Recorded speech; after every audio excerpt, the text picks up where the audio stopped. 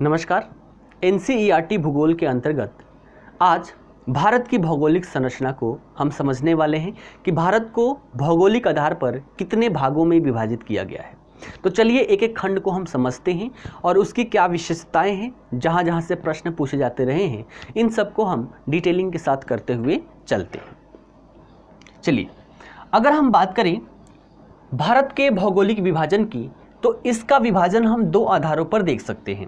पहला आधार हो जाएगा हमारा भूगर्भिक संरचना, अर्थात भूगर्भिक संरचना के आधार पर भारत का भौगोलिक विभाजन, और इसके आधार पर देखें तो भारत को 3 भागों में विभाजित किया गया है। दूसरा आधार हम देखें तो भू आकृतिक संरचना के आधार पर, और इसके आधार पर देखें तो भारत को 6 भागों में विभाजित किया गया है। इन सभी को हम देखते हुए चलते हैं और इनकी विशेषताओं की भी चर्चा हम करते हुए चलेंगे। जितने भी विभाग हैं इन सभी को डिटेलिंग में करना है, अर्थात अगली जो कक्षा आएगी तो ये 6 जो जितने भी विभाग हैं इस पर 6 कक्षाएं आपको और भी देखने को मिलेगा, और इतना कर लेने के बाद कुछ भी आपको बचा हुआ दिखाई नहीं देगा। ठीक है, तो सारी कक्षाएं रेगुलर रूप से आप सभी लोग देखते हुए चलिएगा। ठीक, तो चलिए सबसे पहले हम बात करते हैं। सबसे पहला टॉपिक भूगर्भिक संरचना के आधार पर भारत का विभाजन। यहाँ पर आप सभी को भारत का मैप दिखाई दे रहा है, जिसमें आपको फिजिकल मैप जैसा ये लग रहा होगा। फिजिकल मैप है ये, इसको हम समझने का प्रयास करते हैं और इसी के आधार पर भूगर्भिक संरचना के आधार पर भारत को कितने विभागों में बांटा गया है इसकी हम चर्चा करते हैं। सबसे पहले विभाग की बात करें तो सबसे पहला विभाग क्या है? प्रायद्वीपीय खंड, है ना। प्रायद्वीपीय खंड, इसकी चर्चा करते हैं कि प्रायद्वीपीय खंड क्या है। तो यहाँ पर आपको रण का कच्छ दिखाई देगा। तो रण के कच्छ से लेकर, है ना, रण के कच्छ से लेकर अरावली पर्वत के पश्चिम से होते हुए यमुना नदी, गंगा नदी के समानांतर होते हुए जो गंगा की डेल्टा है, यहाँ तक ये फैला हुआ जो क्षेत्र है, इसको हम किसके अंतर्गत रखते हैं? प्रायद्वीपीय खंड के अंतर्गत रखते हैं। बातें क्लियर हैं? फिर से रिकॉल करते हैं, रिकॉल करते हैं। कहां से कहां? तो कच्छ से लेकर अरावली के पश्चिम से होते हुए यमुना नदी, गंगा नदी के समानांतर होते हुए गंगा का जो डेल्टा का क्षेत्र है वहां तक इसका फैलाव देखने को मिलता है। और इसके अंतर्गत आने वाले ये सभी के सभी क्षेत्र जितने भी हैं, ये सभी के सभी इसी के अंतर्गत आते हैं, प्रायद्वीपीय खंड के अंतर्गत आते हैं। तो हमने क्या देखा? भूगर्भिक संरचना के आधार पर विभाजन, जिसमें हमने पहला देखा। इसकी बात करें तो उत्तर पूर्व में हम बात करें तो उत्तर पूर्व में आपको मेघालय का पठार दिखाई देगा, छोटा नागपुर का पठार दिखाई देगा, और इसी का विस्तार आपको यहां पर गारो खासी जयंतिया के रूप में भी देखने को मिलेगा। कई बार यहां से प्रश्न पूछे गए हैं कि गारो खासी जयंतिया निम्न में से किसका विस्तार है, तो कई लोग यहां पर हिमालय का विस्तार लगा देते हैं, जो कि गलत है। ये क्या है? यही हमारा जो प्रायद्वीपीय क्षेत्र है इसी का विस्तार है, गारो खासी जयंतिया। आगे हम इसको देखने वाले हैं। पश्चिम में बात करें तो ये जो आपका राजस्थान वाला क्षेत्र है, तो राजस्थान वाले क्षेत्र में भी इसका विस्तार देखने को मिलता है। लेकिन यहाँ पर क्या है? ये सभी क्षेत्र क्या है? मरुस्थल है। तो मरुस्थलों से ढका हुआ आप सभी को यहाँ पर दिखाई पड़ेगा। ठीक है, इसके निर्माण की बात करें कि इसका निर्माण हुआ कैसे है, तो जो प्राचीन नाइस और ग्रेनाइट जो चट्टानें होती हैं, वैसे चट्टानों से इसका निर्माण हुआ है। आगे हम और भी डिटेल में इसको देखेंगे। इसके अंतर्गत देखें तो ये क्या है? बहुत ही पुरानी, भारत की सबसे पुरानी संरचना अगर देखें तो यही वाली संरचना है। अर्थात हम कह सकते हैं कि जहां पर पुराना है वहां पर नया निर्माण तो होगा नहीं, इसलिए यहां पर विभिन्न प्रकार के अवशिष्ट पहाड़ियां देखने को मिलती है ना। अवशिष्ट पहाड़ियां क्या होती है? तो पहाड़ 2 प्रकार के होते हैं, एक जो युवा अवस्था में है, अर्थात उसका निर्माण अभी भी जारी है, और दूसरा जिसका निर्माण बहुत पहले ही खत्म हो चुका है, बंद हो चुका है, अब उसकी घिसावट चालू है। तो ऐसे पहाड़ियां जिसकी घिसावट चालू है, इसी प्रकार के पहाड़ियों को हम क्या बोल लेते हैं? अवशिष्ट पहाड़ियाँ बोल लेते हैं। तो यहाँ पर विभिन्न प्रकार की अवशिष्ट पहाड़ियाँ आपको देखने को मिलेगा, जैसे कि यहाँ पर आपको अरावली देखने को मिलेगा, नल्ला मल्ला देखने को मिलेगा, जवादी देखने को मिलेगा, वेलिकोंडा देखने को मिलेगा, है ना, पालकोंडा श्रेणी देखने को मिलेगा, महेंद्रगिरी की पहाड़ियाँ आपको देखने को मिलेगी। तो यहाँ पर विभिन्न प्रकार की अवशिष्ट पहाड़ियाँ आप सभी को देखने को मिलेगा, ये इसकी विशेषता है। दूसरा हम विभाजन देखें तो पहला विभाजन हमने देख लिया, इसके अंतर्गत हमने देखा प्रायद्वीपीय खंड। दूसरी की बात करें तो दूसरा है हिमालय तथा अन्य अतिरिक्त प्रायद्वीपीय पर्वतमालाएं, है ना। अर्थात दूसरे के अंतर्गत हम क्या देखेंगे, जो हमारे पहाड़ी क्षेत्र है, और पहाड़ी में क्या क्या, एक तो हिमालय, और हिमालय के साथ साथ जो प्रायद्वीपीय क्षेत्र के जो पर्वतमालाएं हैं इनकी भी चर्चा हम इसी के अंतर्गत देखेंगे। यहाँ पर सबसे पहले हम बात करें हिमालय की, तो ये जो संरचना आपको दिखाई दे रही है, ये जो संरचना आपको दिखाई दे रही है, ये कौन सी क्षेत्र है, हमारी हिमालय वाली क्षेत्र है, हिमालय का विस्तार है ना। इसी का विस्तार हम आगे देखेंगे तो आपको अंडमान निकोबार द्वीप समूह तक देखने को मिलेगा। तो इसकी अगर हम बात करें कि इसका निर्माण कैसे हुआ, तो आपने दो शब्द पढ़ा होगा, अंतर्जात बल और बहिर्जात बल। फिजिकल ज्योग्राफी का ये टॉपिक है। तो अंतर्जात बल और बहिर्जात बल के परिणाम स्वरूप ही इसका निर्माण हुआ है। आगे हम फिजिकल ज्योग्राफी का भी ये टॉपिक है, उसको भी कवर कर लेंगे, वहां पर आपको अच्छे से बता दूंगा कि इस हिमालय का निर्माण कैसे हुआ है। और तीसरा यहां पर हम देखें तीसरा खंड, तो तीसरे के अंतर्गत हम मैदानी क्षेत्र देखेंगे, जिसके अंतर्गत सिंधु, गंगा और ब्रह्मपुत्र के मैदान को हम देखेंगे। आप सभी को पता है कि सिंधु नदी कहां है। सिंधु नदी की बात करें तो आप सभी को ये सिंधु और उसकी सहायक नदियां ये है ना। तो नदियों के द्वारा क्या होता है, ये सभी नदियां कहां से निकलती है, हिमालय के क्षेत्र से निकलती है।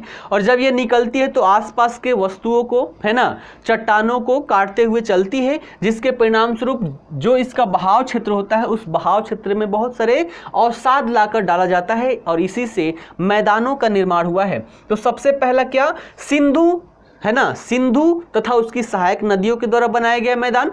उसके बाद यहां पर ये क्या है, गंगा है और ये यमुना है, तो गंगा नदी के द्वारा बनाए गए जो यहाँ पर मैदान है। और उसके बाद आपको यहाँ पर ब्रह्मपुत्रा नदी देखने को मिलेगी, तो ब्रह्मपुत्रा के द्वारा बनाए गए जो मैदानी क्षेत्र है।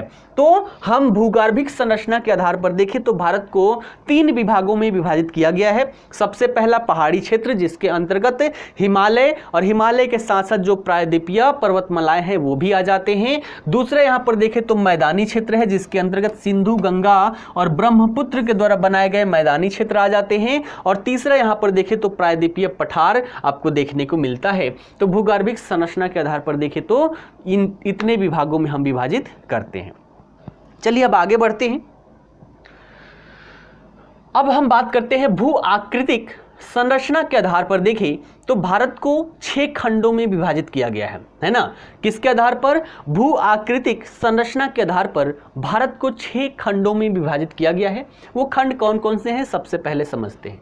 तो ये वाला जो कलर आपको दिखाई दे रहा है, इसको हम बोलते हैं हिमालय रेंज, यानी कि इसको हम बोल सकते हैं क्या, हिंदी में क्या बोलेंगे, हिमालय पर्वतमालाएं, है ना। पहला क्या हो गया, हिमालय पर्वतमालाएं। तो ये आपको कहाँ कहाँ दिखाई देगा, यहाँ पर ये आपका जम्मू कश्मीर वाला क्षेत्र हो गया, है ना। उसके बाद यहाँ पर आपको क्या दिखाई देगा, हिमाचल वाला क्षेत्र हो गया, ये सिक्किम हो गया, अरुणाचल प्रदेश, है ना। उसके बाद यहाँ पर मिजोरम, त्रिपुरा, ये सभी जो क्षेत्र हैं ये सभी के सभी इस कलर वाले, ये सभी के सभी किसके अंतर्गत आएंगे, हिमालय के अंतर्गत आएंगे। ठीक है, तो पहला विभाग क्या आपको समझ में आया, पहला विभाग कौन सा हो गया, हिमालय वाला क्षेत्र। ठीक, दूसरा हम देखें, ये हो गया 1 नंबर। ठीक, दूसरे की बात करें तो दूसरा विभाग कौन सा है, तो आपको ग्रीन से दिखाई दे रहा है, ग्रीन को मैं ग्रीन से ही नोटेड डाउन कर दे रहा हूं। ये जो ग्रीन वाला क्षेत्र है ये क्या है, अभी हमने देखा मैदानी क्षेत्र। तो पहला हमने विभाजित किया किस में, हिमालयी क्षेत्र में। दूसरा हमने विभाजित किया मैदानी क्षेत्र में, इसको हम बोलते हैं नॉर्दर्न प्लेन, यानी कि उत्तरी मैदान। ये क्या हो गया, उत्तरी मैदान। ठीक, पहला हमने देखा था हिमालय श्रेणी या हिमालय रेंज। ठीक है, पहला विभाग हो गया हमारा हिमालय रेंज। दूसरा हमने विभाजित कर दिया उत्तरी मैदान। तीसरे विभाग की बात करें तो तीसरे को हम येलो है तो येलो से ही डिनोट कर देते हैं। ये जो येलो वाला क्षेत्र दिखाई दे रहा है, पीला वाला क्षेत्र, इसको हम क्या बोलते हैं, इसको हम बोलते हैं पेनिनसुलर प्लेटू रीजन, यानी कि प्रायद्वीपीय पठार, है ना, प्रायद्वीपीय पठार। ठीक है, ये क्या हो गया हमारा तीसरा विभाग हो गया। चौथे विभाग की बात करें तो चौथा विभाग आप देख सकते हैं यहाँ पर जो आसमानी कलर से आपको दिखाई दे रहा है, ये वाला क्षेत्र जो आपको कहाँ से कहाँ, तो ये कच्छ वाले क्षेत्र से आपको फैलते हुए दिखाई देगा और कहाँ तक, यानी कि इधर क्या है, अरब की खाड़ी है ना, अरब सागर है यहाँ पर, है ना, अरब सागर है, अरब सागर से लेकर बंगाल की खाड़ी तक आपको फैलते हुए दिखाई देगा। और ये वाला जो क्षेत्र है इसको हम बोलते हैं कोस्टल प्लेन, यानी कि इसको हम बोलते हैं तटवर्ती मैदान, तटवर्ती मैदान, ठीक है, तटवर्ती मैदान। तो कितने हो गए, 4 भाग हो गए। पांचवें भाग की बात करें तो पांचवा आपको यहां पर दिखाई दे रहा होगा, है ना, पांचवा आपको यहां पर दिखाई दे रहा है और इसको हम बोलते हैं भारतीय मरुस्थल। तो पांचवा क्षेत्र क्या हो गया, भारतीय मरुस्थल, भारतीय मरुस्थल। और छठे क्षेत्र में हम देखें तो यहाँ पर बहुत सारी आपको छोटी छोटी संरचनाएं दिखाई दे रही है जो भारत की मुख्य भूमि से अलग है, इसे हम बोलते हैं द्वीप, अर्थात छठा क्षेत्र हो जाएगा हमारा द्वीपीय क्षेत्र। छठा क्षेत्र क्या हो जाएगा, द्वीपीय क्षेत्र। ठीक है, तो आशा करता हूं ये समझ में आया होगा। हमने क्या देखा, भू आकृतिक संरचना के आधार पर भारत को हमने 6 खंडों में विभाजित किया। पहला खंड क्या है, हिमालय रेंज, जो आपको यहां पर दिखाई दे रहा है, ये नेपाल अलग है इसलिए इसको अलग कलर से दिखाया गया है, तो हिमालय रेंज आपको दिखाई देगा। दूसरा हमने देखा कौन सा, उत्तरी मैदान, है ना। तीसरा हमने देखा प्रायद्वीपीय पठार वाला क्षेत्र। चौथा देखा तटवर्ती मैदान वाला क्षेत्र। पांचवा देखा भारतीय मरुस्थल वाला क्षेत्र जिसे थार मरुस्थल के नाम से जानते हैं। और छठा हमने देखा द्वीपीय क्षेत्र, जिसके अंतर्गत अगर हम पूर्वी क्षेत्र में देखें, बंगाल की खाड़ी में देखें, तो अंडमान एवं निकोबार द्वीप समूह आपको देखने को मिलेगा और अरब सागर में देखें तो आपको लक्षद्वीप समूह आपको दिखाई देगा। तो पूरे भारत को हम 6 विभागों में विभाजित करते हैं। चलिए अब एक एक चीज को हम देखते हुए समझते हुए चलते हैं। ठीक, चलिए सबसे पहले हम बात करते हैं हिमालय पर्वत श्रृंखला की, है ना। तो सबसे पहले हम बात करते हैं हिमालय पर्वत श्रृंखला की। इसकी अगर बात करें तो ये जो संरचना आपको दिखाई दे रहा है ना, ये जो संरचना आप सभी को दिखाई दे रहा है, ये क्या है हमारा, हिमालय पर्वत श्रृंखला। ठीक, इसकी विशेषताओं को भी हम देखते हुए चलते हैं। ठीक, यही आगे बढ़ के आपको अंडमान निकोबार द्वीप समूह में दिखाई देगा। इस हिमालय की बात करें तो इसका निर्माण कैसे हुआ, इसकी भी हम चर्चा करेंगे अभी थोड़ी देर में। इसकी अगर बात करें तो ये क्या है, एक युवा पर्वत है, वलित पर्वत है। वलित पर्वत क्या होते हैं उसकी चर्चा करेंगे। तो ये क्या है, एक युवा पर्वत है, वलित पर्वत है। और इसका विस्तार हम देखें तो कहाँ, अगर पश्चिम से पूर्व तक की बात करें, है ना, पश्चिम से पूर्व तक तो इसका विस्तार है। तो पश्चिम में क्या है, सिंधु, है ना, सिंधु से लेकर पूर्व में ब्रह्मपुत्र तक इसका विस्तार देखने को मिलता है। इसकी विशेषताओं की बात करें तो विश्व की जो सबसे ऊंची ऊंची पर्वत श्रेणियां हैं, है ना, विश्व की जो सबसे ऊंची ऊंची चोटियां हैं वो यहां पर दिखाई आपको देगी।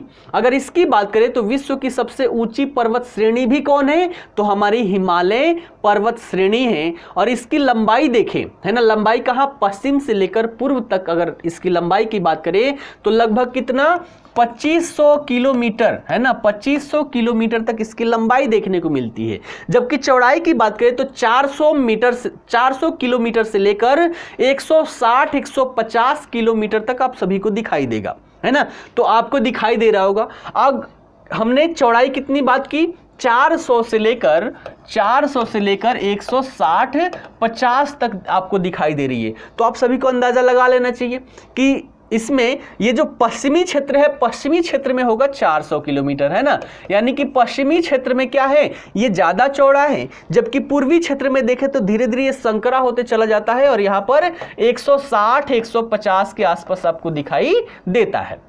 ठीक है, अगर ऊंचाई की बात करें तो इधर उतनी विविधता दिखाई नहीं देती, लेकिन पूर्वी भाग में देखें तो पूर्वी भाग की ऊंचाई में अधिक विविधता आप सभी को दिखाई देता है।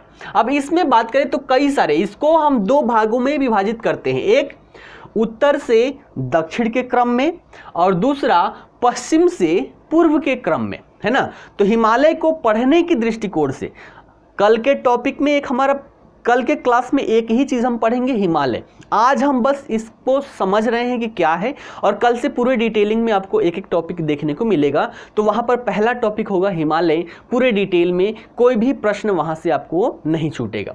तो यहाँ पर हम हिमालय की बात करें तो हिमालय को हम क्या करते हैं, एक तो विभाजन हम करते हैं उत्तर से दक्षिण की तरफ, और दूसरा विभाजन करते हैं पश्चिम से पूरब की तरफ। सबसे पहले हम बात करें यहाँ पर उत्तर से दक्षिण की तरफ, तो सबसे पहला जो मेन भाग है हमारा, है ना, सबसे पहला जो हमारा यहाँ पर मेन भाग है वो क्या है, वृहद हिमालय, है ना। सबसे मेन भाग कौन सा है, वृहद हिमालय है ना। इसकी बात करें तो सबसे अधिक सतत श्रृंखला है ये, और ऐसी चोटियां जिसका औसत ऊंचाई 6000 मीटर से भी अधिक है, वो सभी के सभी इसी श्रेणी में देखने को मिलता है। ठीक है, साथ ही साथ जो विश्व के सबसे ऊंचे पर्वत श्रृंखलाएं हैं, पर्वत चोटियां हैं, वो भी आपको यहीं पर देखने को मिलेगी। जैसे क्रमबद्ध तरीके से देखें तो सबसे ऊंचा क्या है, विश्व की सबसे ऊंची चोटी अगर पृथ्वी पर बात करें तो एवरेस्ट है। एवरेस्ट के बाद कंचनजंगा, फिर मकालू, धौलागिरी, नंगा पर्वत, अन्नपूर्णा, नंदा देवी, कामेट, नामचा बरवा, गुरलाम, है ना, गुरला मंदता। तो ये सभी के सभी क्या है, यहाँ पर पाई जाने वाली सबसे ऊंची चोटियां हैं। कल के क्लास में उसको हम स्थान वाइज भी देखते हुए चलेंगे कि कौन कहां पर है। ठीक है, तो सबसे पहले हमने क्या विभाजित किया, वृहद हिमालय, है ना, वृहद हिमालय। और इसका जो कोर वाला क्षेत्र है वो किससे बना हुआ है, तो ग्रेनाइट से निर्मित है, ये बात याद रखिएगा। और इसकी बात करें तो इसकी ऊंचाई अत्यधिक होने के कारण हमेशा बर्फ से ढका हुआ दिखाई पड़ता है, हमेशा बर्फ से ढका हुआ रहता है। उसके बाद इसके हम दक्षिण में चले, है ना, वृहद हिमालय के दक्षिण में चले तो आपकी जो अगली संरचना यहां पर दिखाई देगी, अगली संरचना आपको दिखाई देगी, इसको हम बोलते हैं लघु हिमालय या निम्न हिमालय। तो ये येलो कलर से जो है इसे हम बोलते हैं लघु हिमालय या फिर निम्न हिमालय कहते हैं। और यहां पर ऊंचाई की बात करें तो इसकी औसत ऊंचाई 3700 मीटर देखने को मिलती है ना, 3700 मीटर से लेकर 4500 मीटर तक देखने को मिलती है। जबकि चौड़ाई की बात करें तो लगभग 50 किलोमीटर तक इसकी चौड़ाई देखने को मिलेगी।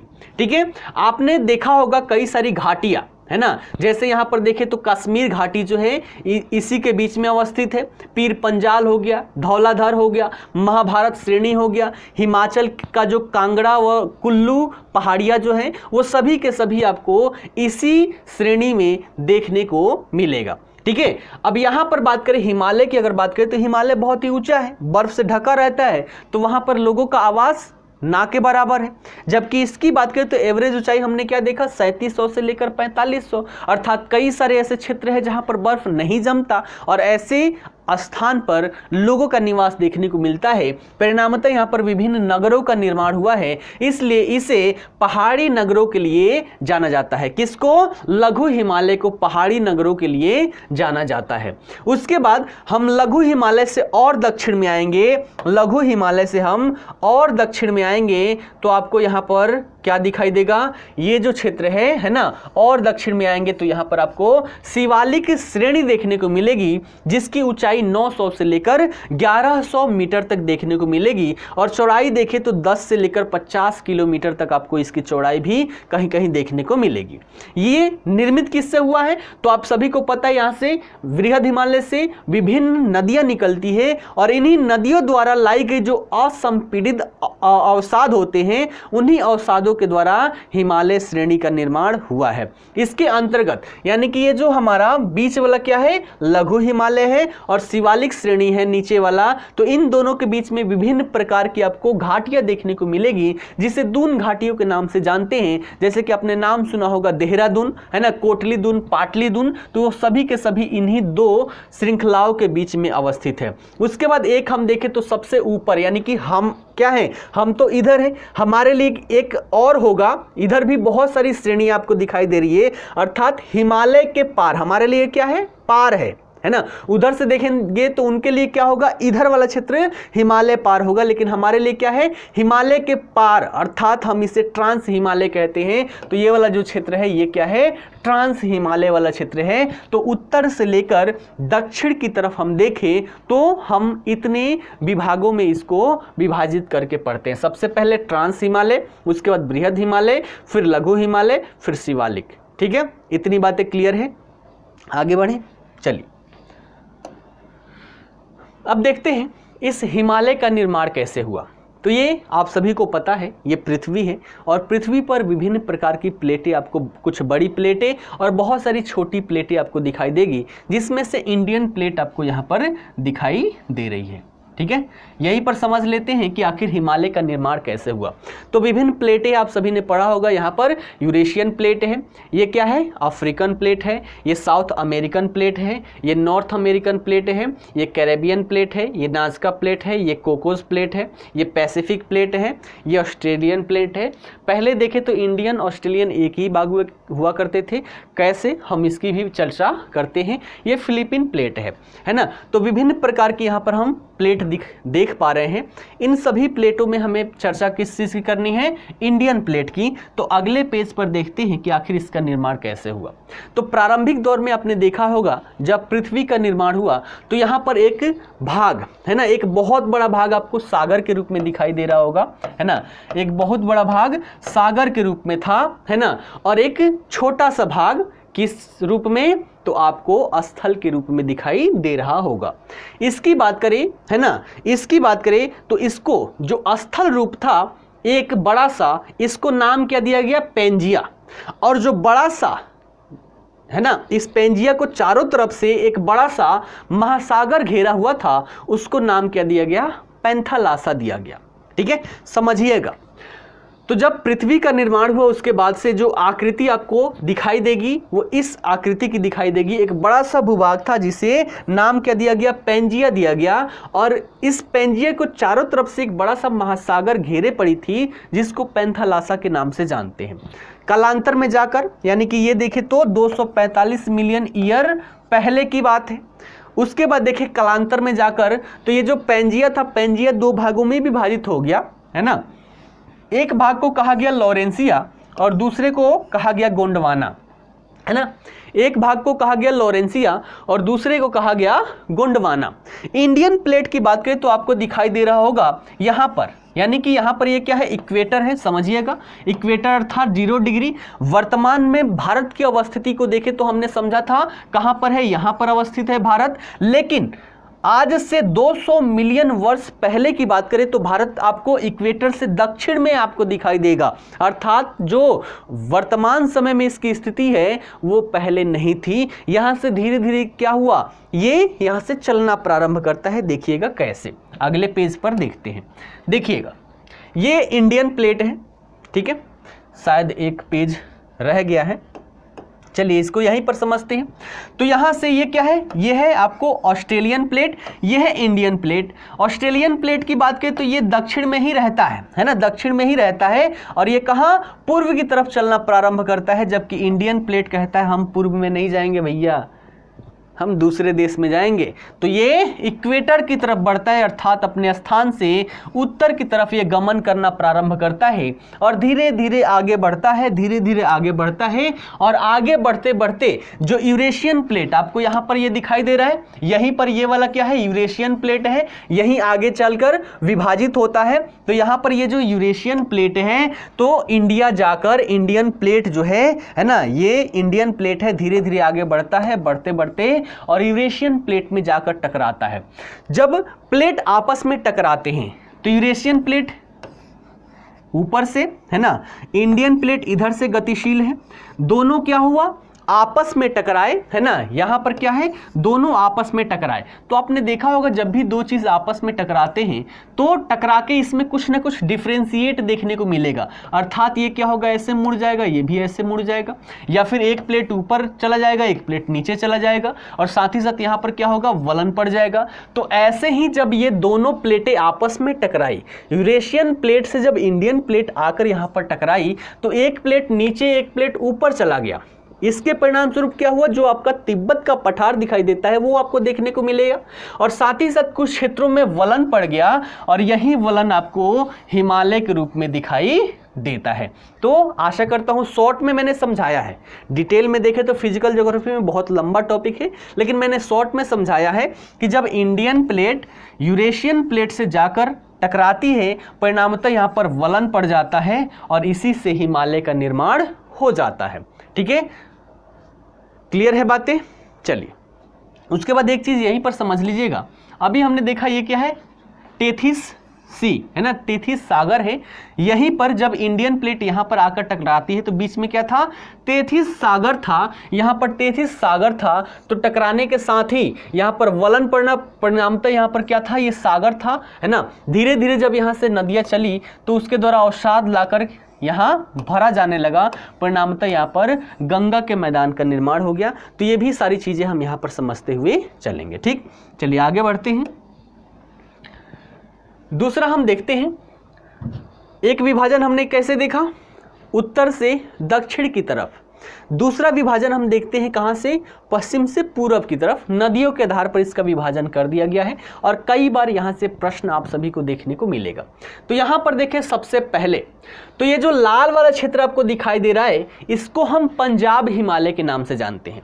लाल वाला क्षेत्र जो है ये पंजाब हिमालय के नाम से जानते हैं। और यहां से प्रारंभिक परीक्षा में कैसे प्रश्न पूछे जाते हैं कि निम्न में से दो नदियों का नाम दे देगा और उसके बीच में अवस्थित हिमालय का नाम पूछ लेगा, या फिर किसी हिमालय का नाम दे दिया और पूछ लेगा ये निम्न में से किन दो नदियों के बीच में अवस्थित है। तो इस बात पे ध्यान दीजिएगा। तो लाल वाला क्षेत्र जो है इसको हम बोलते हैं पंजाब हिमालय। और ये देखें तो यहाँ पर आपको सिंधु नदी दिखाई दे रही है और यहाँ पर सतलुज नदी दिखाई दे रही है। तो इन दोनों के बीच के क्षेत्र को हम पंजाब हिमालय के नाम से जानते हैं।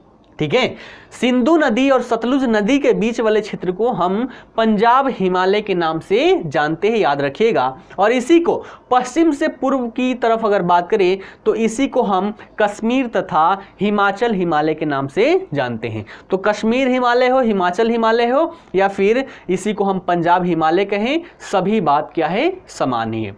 उसके बाद ये ब्लू कलर वाला जो क्षेत्र दिखाई दे रहा है इसको हम बोलते हैं कुमायूं हिमालय। कौन सा, कुमायूं हिमालय। और इस हिमालय की बात करें तो ये सतलुज नदी और काली नदी, दो नदियों के बीच में अवस्थित है। सतलुज नदी और काली नदी, इन दोनों नदियों के बीच में अवस्थित हिमालय को हम क्या बोलते हैं, कुमायूं हिमालय की संज्ञा देते हैं। उसके बाद ये ब्लू वाला क्षेत्र जो आपको दिखाई दे रहा है इसको हम नेपाल हिमालय के नाम से जानते हैं। और नेपाल हिमालय की बात करें तो ये काली नदी और तीस्ता नदी के बीच में अवस्थित है। यहां से आपको तीस्ता नदी दिखाई देगी और यहां से काली नदी, तो इन दोनों के बीच में अवस्थित है, उसे हम नेपाल हिमालय के नाम से जानते हैं। उसके बाद आगे ये जो ग्रीन वाली संरचना आपको दिखाई दे रही है, ये ग्रीन वाली संरचना को हम असम हिमालय के नाम से जानते हैं। और ये तीस्ता नदी और यहाँ पर आपको दिहांग नदी दिखाई दे रही होगी, तो तीस्ता और दिहांग नदी के बीच में अवस्थित है हमारा असम हिमालय। और उसके बाद ये जो पिंक वाली संरचना दिखाई दे रही है इसको हम पूर्वांचल या पूर्वी पहाड़ियों के नाम से संबोधित करते हैं। तो हम देखें पश्चिम से पूर्व की तरफ, तो इतने भागों में हम विभाजित करके इसको पढ़ते हैं। सबकी अपनी अपनी विशेषताएं हैं, वो सारी विशेषताएं कल की क्लास में आपको दिखाई देगी। ठीक, चलिए आगे बढ़ते हैं। एक बात यहीं पर देख लीजिएगा, बिहार की बात करें तो ये है हमारा बिहार, है ना, ये है बिहार। बिहार में देखें तो अधिकतर भाग क्या है, ये गंगा का मैदान, हम अभी देखेंगे तो गंगा के मैदान से ही ये क्या है, भरा पड़ा है। लेकिन इससे पहले हमने देखा नीचे क्या है, पठारी क्षेत्र है ना, नीचे क्या है, प्रायद्वीपीय क्षेत्र है, और ऊपर क्या है, हिमालयी क्षेत्र। तो यहाँ का जो ये हमारा पश्चिम चंपारण वाला क्षेत्र है, यहाँ पर कुछ हिमालयी संरचना दिखाई देती है। और साथ ही साथ ये जो दक्षिण वाला क्षेत्र है बिहार का, तो दक्षिण वाले क्षेत्र में आपको पठारी संरचना भी दिखाई देती है। बिहार की क्लास में इसको हम डिटेल से देखेंगे। ठीक, चलिए आगे बढ़ते हैं। अब हम बात करते हैं उत्तर भारत के मैदान, यानी कि उत्तरी मैदान की हमने चर्चा की, उसकी चर्चा करते हैं कि उसका विस्तार कहाँ से कहाँ तक है। तो आपको ये दिखाई दे रहा होगा, ये जो संरचना, मैं इसको हाईलाइट कर देता हूं।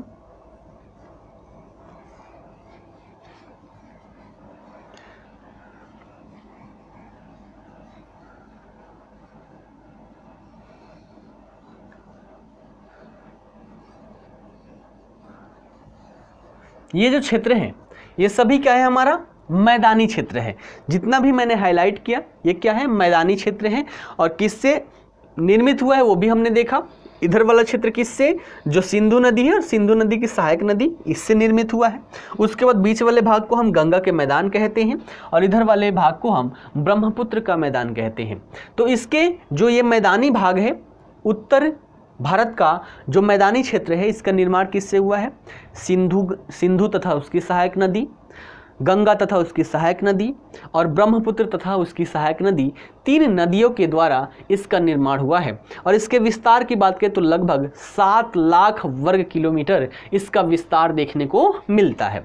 जैसे हमने हिमालय की लंबाई देखी थी, इसकी भी लंबाई देखें जो गंगा का मैदान है या पूरा हम उत्तर भारत के मैदान की बात करें तो इसकी लंबाई जो है लगभग 24,000 किलोमीटर, कितना 2400 किलोमीटर, 2400 किलोमीटर इसकी लंबाई देखने को मिलेगी। जबकि चौड़ाई की बात करें तो 240 से लेकर 320 किलोमीटर तक इसकी चौड़ाई देखने को मिलेगी। चौड़ाई आपको यहाँ भी दिखाई देगा, चौड़ाई आपको यहाँ भी दिखाई देगा।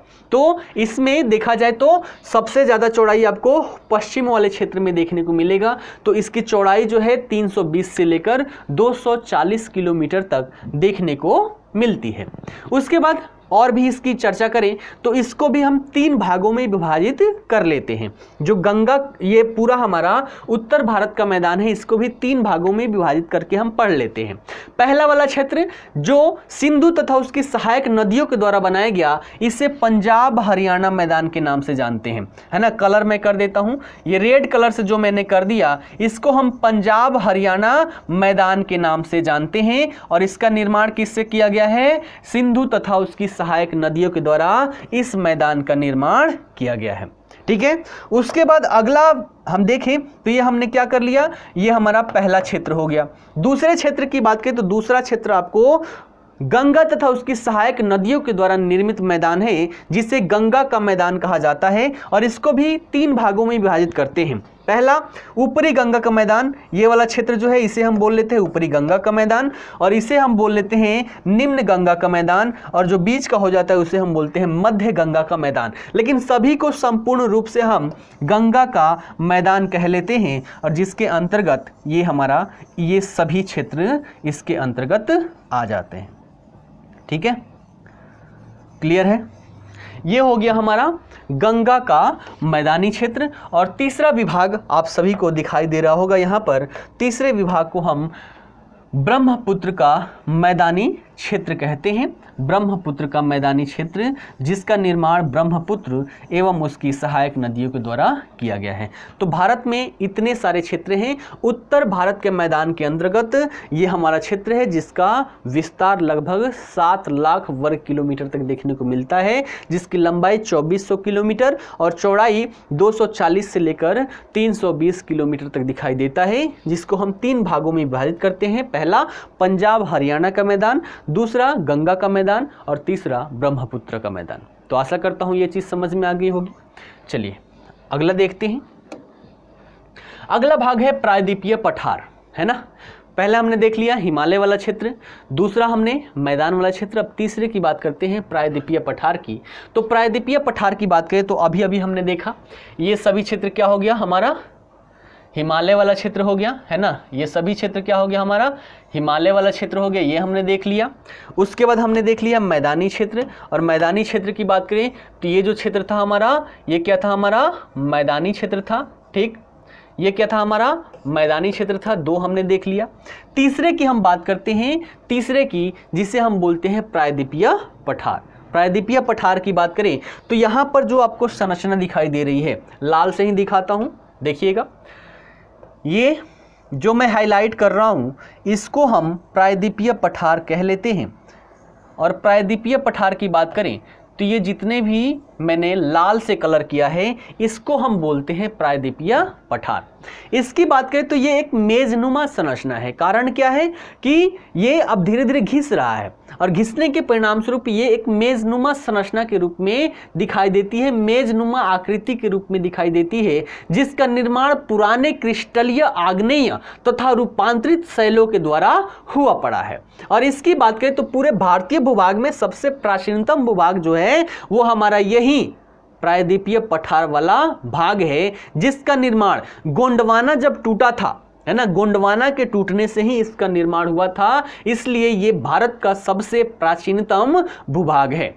इस भूभाग की बात करें तो इसको भी हम दो भागों में विभाजित करके पढ़ते हैं, और वो दो भाग कौन कौन से हैं देखिएगा। अलग अलग कलर से दर्शाता हूं। सबसे पहले मैं यहां पर आसमानी कलर से दर्शा रहा हूं। यहां पर एक नदी है, आप सभी को पता होगा, इसे हम बोलते हैं नर्मदा नदी। और नर्मदा नदी से जो दक्षिण वाले क्षेत्र में है ना, नर्मदा नदी से जो दक्षिण वाले क्षेत्र में जितने भी भूभाग हैं, इसको हम मध्य उच्च भूमि के नाम से जानते हैं। क्या बोलते हैं? मध्य उच्च भूमि के नाम से जानते हैं। तो हम बात कर रहे हैं प्रायद्वीपीय पठार की, और ये पूरा संरचना जो लाल वाला है ये प्रायद्वीपीय पठार का है, और इसको भी हम दो भागों में विभाजित करके पढ़ते हैं। पहला भाग नर्मदा नदी के उत्तर वाले क्षेत्र में जितने भी भाग हैं उसको हम मध्य उच्च भूमि के नाम से जानते हैं, और नर्मदा नदी के दक्षिण वाले भाग में जितने भी क्षेत्र हैं इसको हम किस नाम से जानते हैं? इसको दक्षिण का पठार के नाम से जानते हैं। ठीक है, इतनी बातें क्लियर हैं। तो जो मैंने येलो से यहां पर दर्शाया है वो क्या है? दक्षिण का पठार है, और जो आसमानी कलर से दर्शाया है वो क्या है? मध्य उच्च भूमि है। ठीक है, दोनों की थोड़ी थोड़ी विशेषता देख लें। तो मध्य उच्च भूमि की बात करें तो पश्चिम में क्या है? आपको दिखाई दे रहा होगा, पश्चिम में चौड़ा है, और जैसे जैसे हम पूर्व की तरफ बढ़ते हैं ये संकरा होते हुए चला जाता है, संकीर्ण होते हुए चला जाता है। तो बात करें मध्य उच्च भूमि की तो ये पश्चिम में क्या है? पश्चिम में ये चौड़ा है, और पूर्व की तरफ ये संकीर्ण होते हुए चला जाता है। ठीक है, उसके बाद इसके पूर्वी विस्तार की बात करें तो क्षेत्रीय स्तर पर इसके पूर्वी विस्तार को हम क्या नाम देते हैं? इसको बुंदेलखंड व बघेलखंड के नाम से जानते हैं। ठीक है, तो पूर्वी विस्तार किसके नाम से? बुंदेलखंड व बघेलखंड के नाम से जानते हैं। और यहां पर कुछ विशिष्ट पर्वत श्रेणियां हैं, जैसे कि अरावली हमने बात कर ली, अरावली आपको यहां पर दिखाई देगा, विंध्य श्रेणी आपको यहां पर दिखाई देगा। तो ये सभी के सभी मध्य उच्च भूमि के अंतर्गत आते हैं। यहां पर कुछ नदियां भी है, जैसे आपने चंबल नाम सुना होगा, चंबल, सिंध, बेतवा, केन, ये सभी के सभी इस क्षेत्र में बहने वाली प्रमुख नदियां है। तो हमने मध्य उच्च भूमि की बात कर ली। अब बात करते हैं दक्षिण का पठार, है ना। तो दक्षिण के पठार की बात करें तो इसकी आकृति की अगर हम बात करें तो आपको दिखाई दे रहा होगा, एक त्रिभुजाकार आकृति आपको दिखाई दे रही होगी। तो दक्षिण के पठार की बात करें तो इसकी आकृति कैसी? त्रिभुजाकार आकृति देखने को मिलेगी। उत्तर में बात करें तो उत्तर में सतपुड़ा श्रृंखला, है ना, उत्तर में क्या है? यहीं पर आपको सतपुड़ा श्रृंखला देखने को मिलेगा। जबकि हम देखें तो महादेव, कैमूर की पहाड़ी और मैकाल श्रृंखला जो है इसके पूर्व में आपको दिखाई देगा। तो यहाँ क्या है? सतपुड़ा श्रृंखला है, उसके बाद महादेव, कैमूर की पहाड़ी, मैकाल श्रृंखला, ये सभी के सभी इसके पूर्वी विस्तार में देखने को मिलता है। इसकी ऊंचाई की बात करें तो इसमें आपने देखा होगा यहाँ पर जितनी भी नदियां निकलती है वो कहाँ? बंगाल की खाड़ी में आकर जल गिराती है। अर्थात हम इससे समझ सकते हैं कि इसकी जो पश्चिमी भाग है, पश्चिमी भाग क्या है? इसका ऊंचा है, और पूर्व की तरफ ढलान है, लेकिन ये ढलान बहुत ज़्यादा नहीं है, बहुत ही कम पूर्व की ओर ढाल दिखाई देता है। तो दक्षिण का पठार की बात करें तो ये क्या है? पश्चिम वाले क्षेत्र में ऊंचा है, जबकि जैसे जैसे हम पूरब बढ़ेंगे इसकी जो ऊंचाई है, ढाल है, वो कम होते हुए चला जाएगा। ठीक है, उसके बाद इसकी बात करें तो इसका विस्तार जो है उत्तर पूर्व तक हमें देखने को मिलता है, उत्तर पूर्व तक हमें देखने को मिलता है। जैसे मेघालय का पठार हो गया, है ना, उसके बाद कार्बी एंगलोंग का पठार आपको यहाँ दिखाई देता है, उत्तर कचार पहाड़ी, ये सभी के सभी क्या है?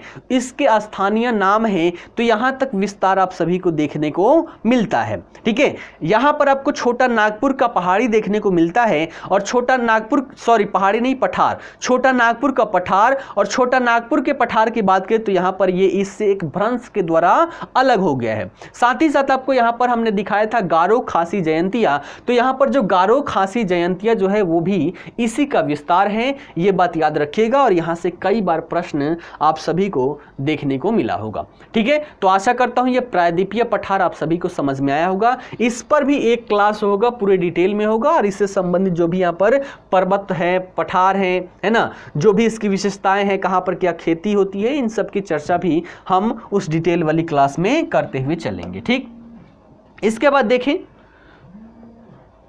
इसके बाद देखें तो अगला क्या हो गया हमारा दक्षिण का पठार। हमने पूर्वी के पठार की बात की, दक्षिण के पठार की बात करें तो यहां पर हम देखें पूर्वी किनारे पर है ना, इसका जो पूर्वी किनारा है तो पूर्वी किनारे पर हम इसे पूर्वी घाट कहते हैं ना, ये क्या हो गया हमारा पूर्वी घाट हो गया। पश्चिमी किनारे पर हम देखें तो ये क्या हो गया पश्चिमी घाट हो गया, ये बात याद रखिएगा। सबसे पहले हम बात करें पूर्वी घाट की, तो पूर्वी घाट की ऊंचाई देखें औसत ऊंचाई, तो यहां पर औसत ऊंचाई कम है, यहां पर औसत ऊंचाई क्या होगा ज्यादा होगा। अभी हमने बात की कि पश्चिमी क्षेत्र जो है वो क्या है ऊंचा है, तो पूर्वी घाट की जो औसत ऊंचाई है वो है 600 मीटर। और इसके विस्तार की बात करें तो जो महानदी घाटी है, महानदी घाटी से लेकर नीलगिरी का जो श्रृंखला है वहां तक ये आपको देखने को मिलता है पूर्वी घाट। ठीक है, यहां की सबसे ऊंचा शिखर जो है वो कौन सा है महेंद्रगिरी, जिसकी ऊंचाई कितनी है 1500 मीटर, आप सभी ने पढ़ा होगा। जबकि हम पश्चिमी घाट की बात करें तो यहां की औसत ऊंचाई 900 से लेकर 1600 मीटर तक देखने को मिलता है। और इसका विस्तार देखें तो यहां पर आपको ताप्ती नदी दिखाई देगी, वहां से देखें तो सुदूर दक्षिण तक इसका विस्तार देखने को मिलता है।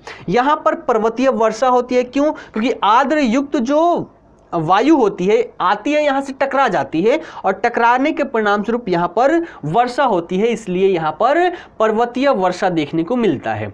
यहां पर देखें तो ऊंचाई की अगर बात करें तो उत्तर से दक्षिण की ओर हम जैसे जैसे बढ़ेंगे, कैसे उत्तर से दक्षिण की ओर जैसे जैसे बढ़ेंगे इसकी ऊंचाई भी बढ़ती जाती है, अर्थात दक्षिण में क्या है ज्यादा ऊंचा है किसके उत्तर की अपेक्षा, तो ये भी बात याद रखिएगा। यहां की जो महत्वपूर्ण शिखर है अन्नाईमुडी आपने देखा होगा 2695 मीटर है ना। उसके बाद यहां पर है डोडा बेटा, तो डोडा बेटा की बात करें तो 2633 मीटर इसकी ऊंचाई देखने को मिलती है। तो यहां पर है अन्नाईमुडी और यहां पर है डोडा बेटा, आप सभी ने देखा होगा, डिटेल में करेंगे तो इसको भी अच्छे से समझेंगे। इसकी विशेषता एक क्या है कि यहां पर काली मृदा पाई जाती है ना, यहां पर क्या काली मृदा पाई जाती है जिसे दक्कन ट्रैप के नाम से जानते हैं। और ये निर्मित किससे हुआ है तो ज्वालामुखी से ये निर्मित हुआ है और यहाँ पर आग्नेय शैल पाए जाते हैं। इन्हीं शैलों में धीरे धीरे कालांतर में अपर्दन हुआ और अपर्दन के परिणाम स्वरूप यहाँ पर काली मृदा का निर्माण हुआ। ठीक है, तो ये सारी बातें यहाँ से संबंधित हैं, याद रखिएगा। चलिए आगे बढ़ते हैं और आगे देखें तो अगला चौथा विभाग जो है हमारा वो है भारतीय मरुस्थल। यहां पर ये वाला जो क्षेत्र आपको दिखाई दे रहा है ये क्या है हमारा भारतीय मरुस्थल क्षेत्र है। अरावली के जब हम पश्चिम में देखेंगे तो ये जो क्षेत्र है ये क्या है मरुस्थलीय क्षेत्र है जिसे थार मरुस्थल के नाम से जानते हैं। तो भारतीय मरुस्थल थार मरुस्थल के नाम से जाना जाता है। ये क्या है हमारा भारतीय मरुस्थल। तो कहां अवस्थिति कहां है अरावली जो पर्वत श्रेणी है अरावली पहाड़ी है इसके पश्चिमी किनारे पर ये अवस्थित है जिसे थार मरुस्थल के नाम से जानते हैं। और ये क्या है एक प्रकार का मैदान है जो बालू के टिब्बों से ढका हुआ ये हमेशा रहता है। वर्षा की बात करें तो वर्षा यहाँ पर नाम मात्र के बराबर होता है और प्रति वर्ष यहाँ पर 150 मिलीमीटर से भी कम वर्षा होती है। परिणामतः यहाँ पर नदियाँ दिखाई नहीं पड़ती है ना।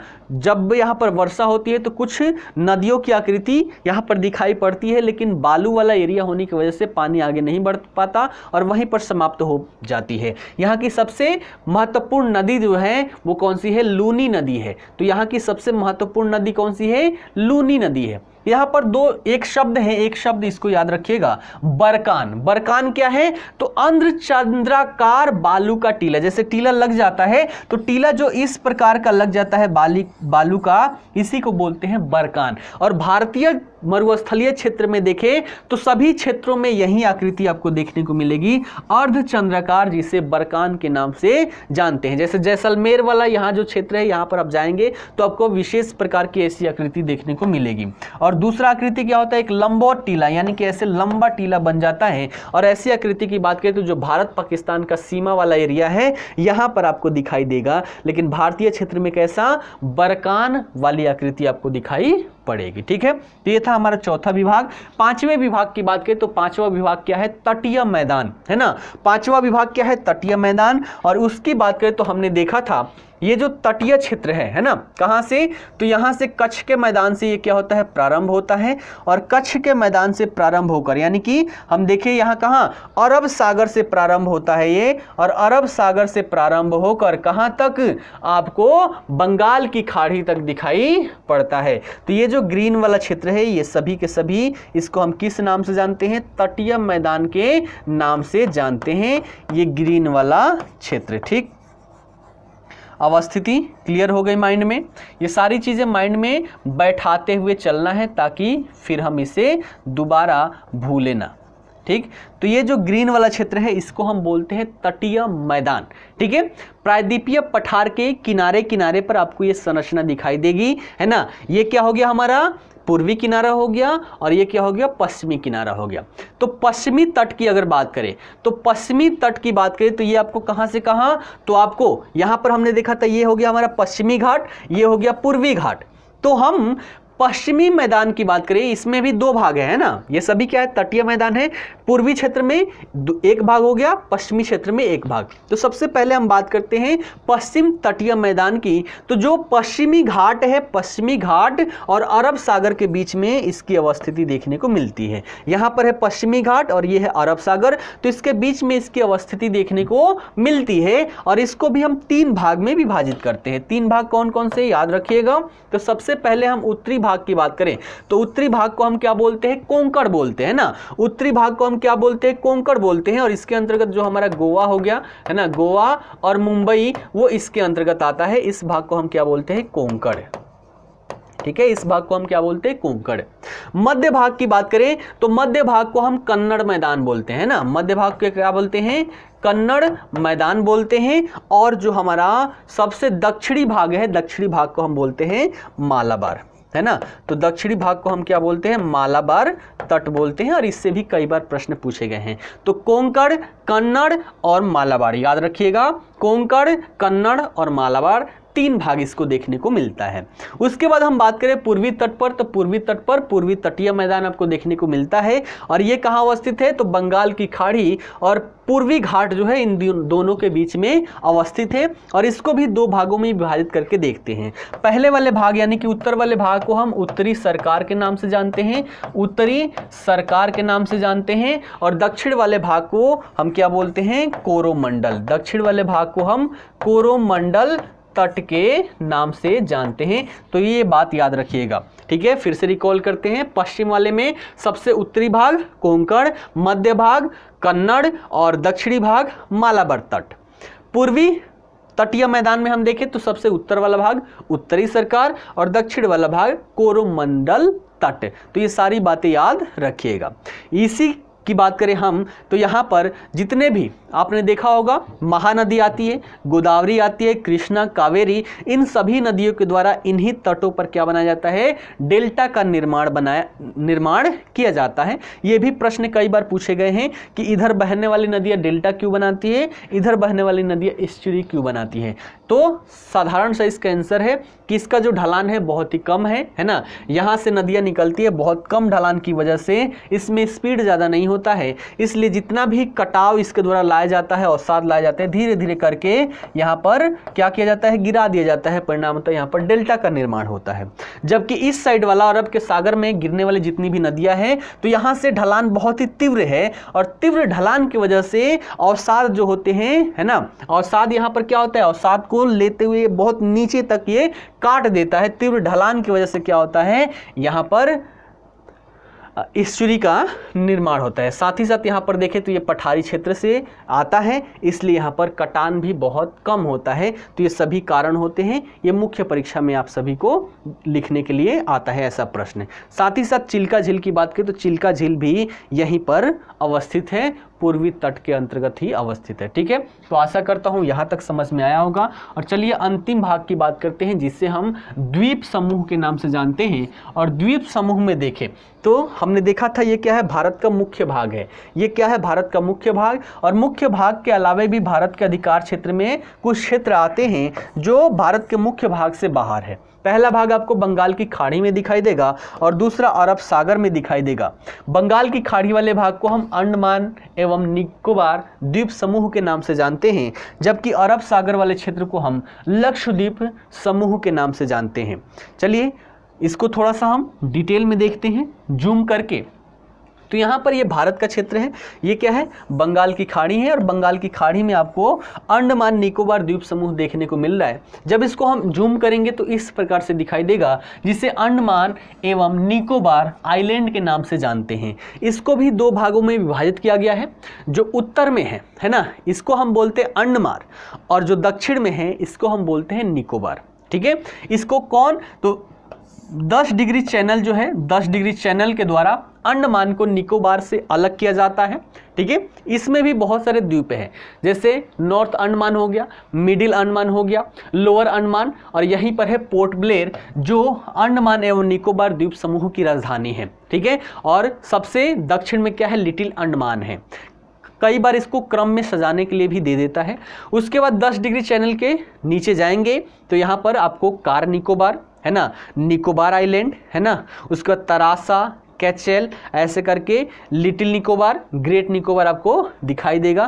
तो ये क्या हो गया, हमारा अंडमान निकोबार द्वीप समूह। इसकी बात करें तो ये निमज्जित पर्वत श्रेणियों के शिखर पर, यानी कि हमने देखा था ये क्या है, हिमालय है। हिमालय यहाँ पर जाकर तीव्र गति से क्या होता है, घूमता है, और यहीं आगे बढ़ते हुए आपको यहाँ पर दिखाई देगा। तो यहाँ क्या है, पानी में डूब गया है, लेकिन यहाँ पर ऊंचाई अत्यधिक होने के कारण पानी से ये बाहर आ गया है, इसलिए यहाँ पर द्वीपों का निर्माण हो गया है। तो इसका निर्माण क्या है, निमज्जित पर्वत श्रेणियों के जो शिखर है, शिखर पर बसा हुआ है। तो यहाँ से ऐसे द्वीप देखने को मिलता है। साथ ही साथ बात करें तो यहाँ पर ये क्या है, विषुवत वृत्त के बहुत ही नजदीक में है, और विषुवत वृत्त के बहुत नजदीक में होने के कारण यहां पर जो जलवायु है वो विषुवतीय जलवायु देखने को मिलती है। और जहां पर विषुवतीय जलवायु होगा वहां पर वर्षा अत्यधिक होगी, और वर्षा अत्यधिक होने की वजह से यहां पर सघन जो जंगल होते हैं, घने जंगल जो होते हैं, यहां पर देखने को मिलता है। तो आशा करता हूं अंडमान एवं निकोबार द्वीप समूह आपको दिखाई